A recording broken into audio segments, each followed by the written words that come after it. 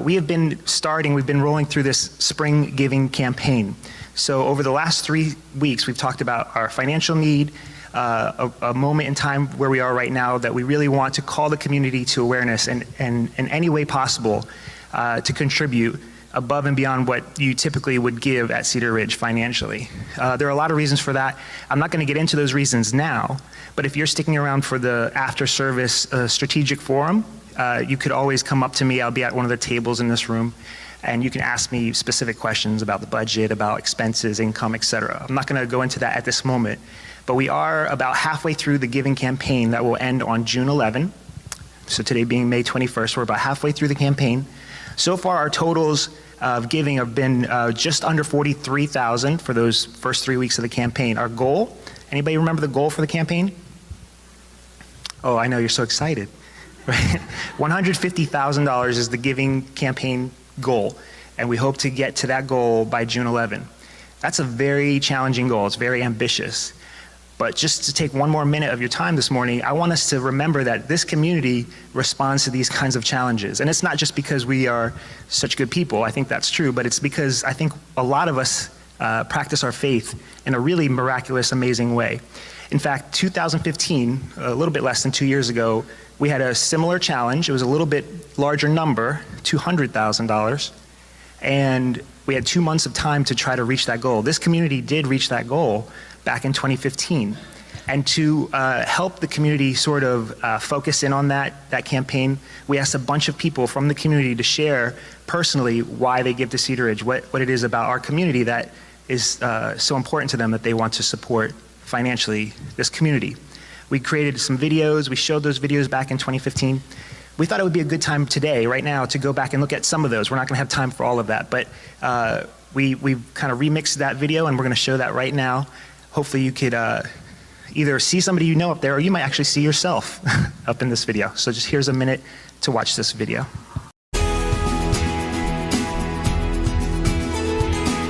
Giving is an act of faith. It is very much a reflection that you have faith in God that He will provide for you. Realistically, deep down inside of myself, I know that I already have so much.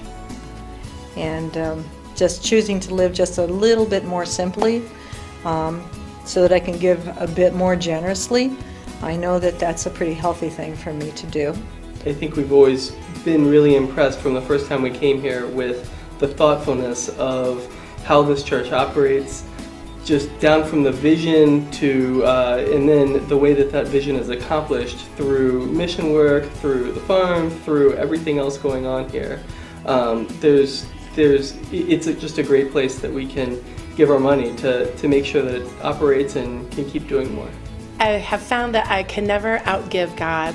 And I don't mean that in a transactional sense, like I give money and therefore I get something, but I get so much from here and from being a part of this community. And I really do want the community to have the resources to keep on doing what it's doing and to engage other people and challenge and be God's presence in the world. And I view the contributions that we make as a small part of keeping that going. I believe in what Cedar Ridge does and what we stand for, and I want to be a part of that. And for me, that means giving financially and giving in other ways too. Good morning, everyone. I'm Melinda Anderson. I'm chair of the Board of Trustees here at Cedar Ridge. And you just listened to really thoughtful and compelling reasons for why people give to Cedar Ridge. And I'm sure, if polled, many of you would agree with one or all of the reasons for why you give to this amazing community. But what about those who don't give? What about those who give sporadically?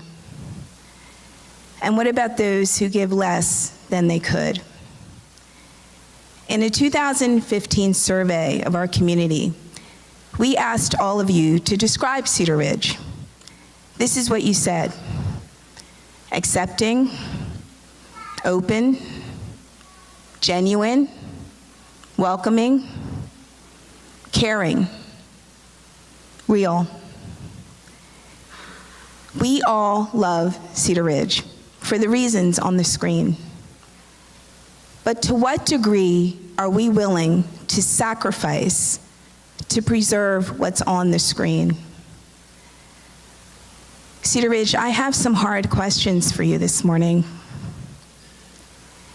Are we prepared to move from a culture of consumerism, enjoying all that Cedar Ridge has to offer, to a culture of sustainability, truly investing in Cedar Ridge's work and its ministries, including the ministering of this community? As always, I'm asking you to give generously.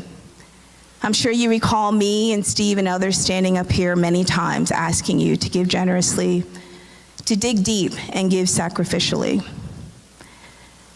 But I also need you this morning to understand the full scope of our shortfall and the consequences if our giving does not increase. A church that has rented our facility for many years and whose rental income we have come to rely on is leaving at the end of this month, now that they've built their own church. We on the board have been working diligently to find new renters, but this transition in our rental income leaves a huge void. Like all of you who run households, when the cash is low and the bills keep coming, something has to give. Unless we can bring in more income and bring our donations up through this current giving campaign and hit our goal of $150,000 by June 11, the consequences facing this community and the serious choices facing the board are stark and difficult.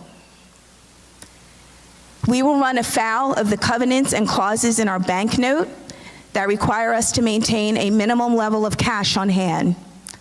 This can put us in a precarious position with our mortgage lender. We will be forced to cut back on our church's work and ministry. To be explicit, Guatemala, the farm, children and youth ministries, and other work that has come to define who we are as a community will all be in jeopardy. We will have to deplete some or all of our buffer. This is the reserve fund that the board has responsibly and diligently built up over the years. Digging into the buffer to keep our bills paid is simply not viable, and it will not keep our church afloat for long. We will have to look closely at our personnel expenses, one of the larger line items in the budget. And the board will have to make some really tough decisions about staffing in line with the diminished income. Cedar Ridge, I can't stand here this morning as chair of the board to deliver the traditional financial pitch, because that wouldn't be genuine and that wouldn't be real. The current giving campaign is not the status quo, because we're facing some really difficult challenges if our giving does not increase. Challenges that will significantly affect the look and the feel of this community. I love this community, and I believe in Cedar Ridge's vision, and I know in my heart that you do as well. But love is a noun and a verb. Financially supporting Cedar Ridge is love in action. I ask you to give as an act of love and commitment to this community and the vitally important work we do locally and globally. Thank you.